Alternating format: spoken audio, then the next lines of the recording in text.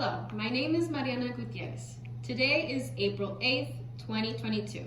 I am here with my cousin Andrea Yanez in her home, and the focus of the interview is to better get to know Andrea and her experiences as a working student during the pandemic. Hello Andrea, how are you today? Hi, I'm good. How are you? I'm doing good. Good. So we're going to begin. Is that all right with you? That's great. Awesome. Can you tell me please, when and where were you born? I was born here in El Paso, Texas, November 9th, 1998. And where did you grow up? I grew up sort of hopping between here, my hometown in El Paso, Ciudad Juarez, Chihuahua, Las Cruces, New Mexico, and Albuquerque, New Mexico. Wow, that's many places. That is very fun. Can you tell me who are your parents and what are their occupations? My parents are Julio and Lucy Yanez, and they are both nurses, although my mom has a bachelor's degree. No, my mom has a PhD, and my dad has a double bachelor's degree. Interesting. Can you tell me about your education?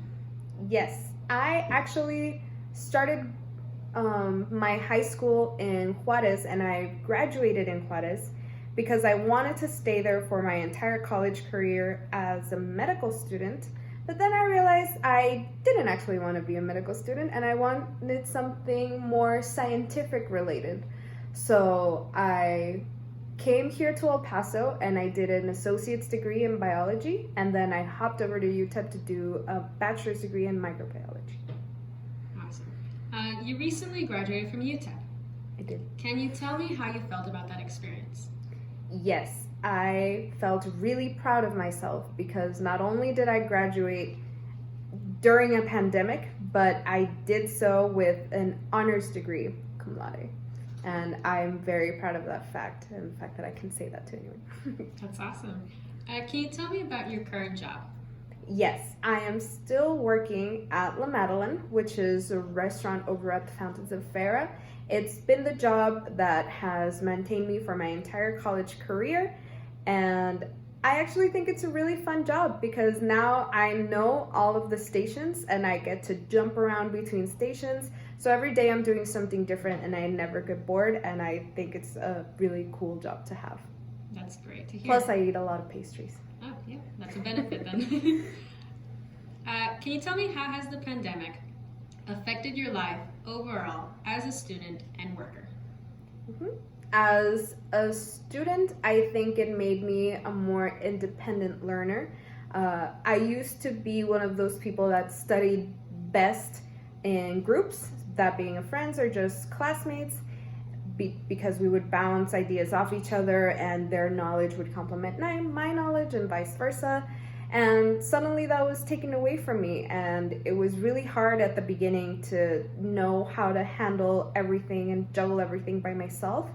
That was until I discovered MLC, the Minor Learning Center, and I discovered Rebecca, who was my tutor for one of my classes, and she helped me a lot.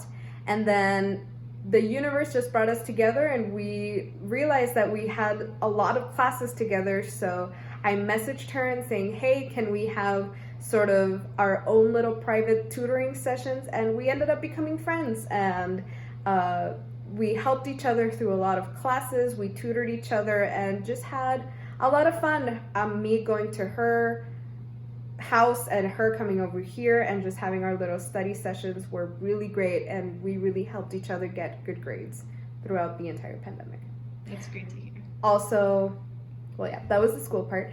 And for work, I think it also made me really resilient because I had to adapt to, before we had upwards of 60 people working there, and after the pandemic, or well, we're still in a pandemic, but when we went back to work, it was only 10 of us. So everyone had to learn, everyone's stationed because we had to juggle just being this many people and helping each other out. So I think it made me a really sort of moldable person, as you can put me here one day and here another day, and I can just switch tasks like this. And I think that's a really valuable thing to have as a person and also as a worker in whatever workplace that I decide to go to in the future. That's amazing to hear. Can you tell me, you recently moved from Juarez to El Paso, is that correct? It's correct. Can you please tell me about this experience? Yes, well, firstly, I sleep a lot more now because before in Juarez, I used to have to be up at least 2 hours before anything that I had to do that day, that being going to school, going to work, or having any event. And I had to be ready, and the lines were just so long. I would sometimes get frustrated and go to school not in a good mood, or go to work not in a good mood, which is never a good thing.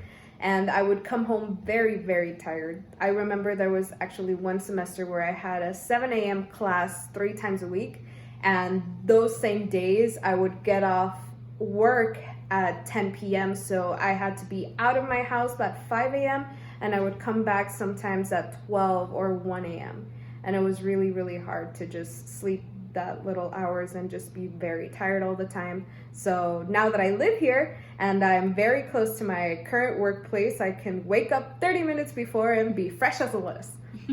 Also, I'm saving a lot on gas, and people, that's a very important thing right now, to save on gas. Exactly.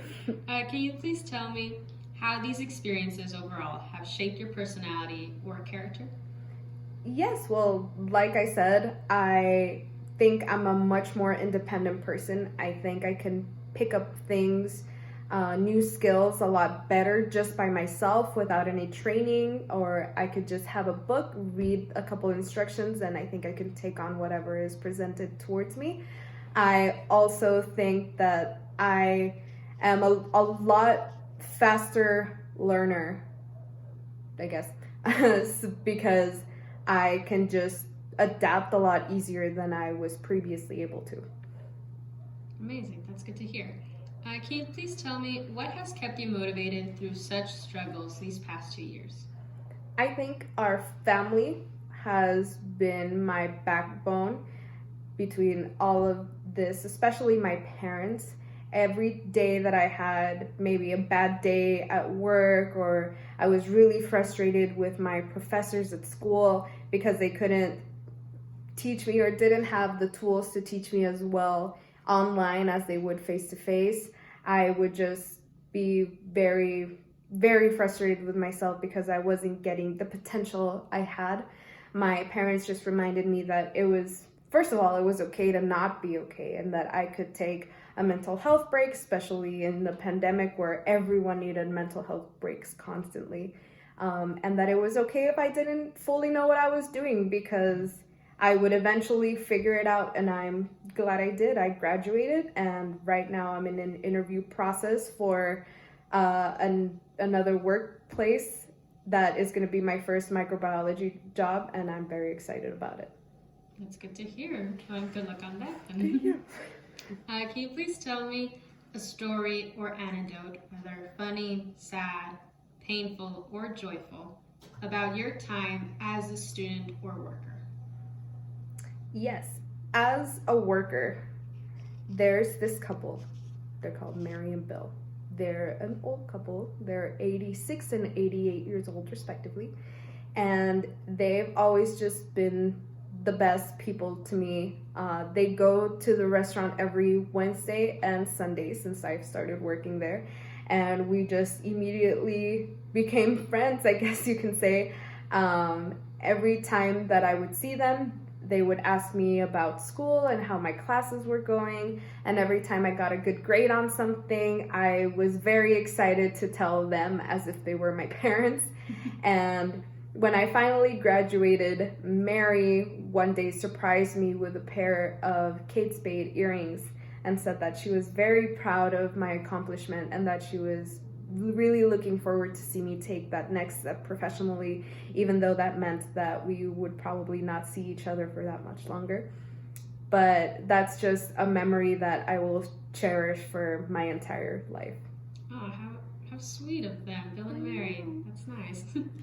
Can you please tell me, finally, what dreams do you have for your future?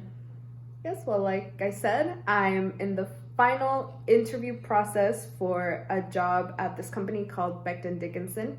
They're an international company, so when I was in the second part of my interview process, my hiring manager told me that if I could be good at what I'm doing, I could probably go to other places, that they have like a lot of places in Europe. And she said, if you want to take a year to go work at the same company, but in Europe, you can do that. So that's probably one of my sort of short but long-term goals. After that, I would love to get a PhD like my mom.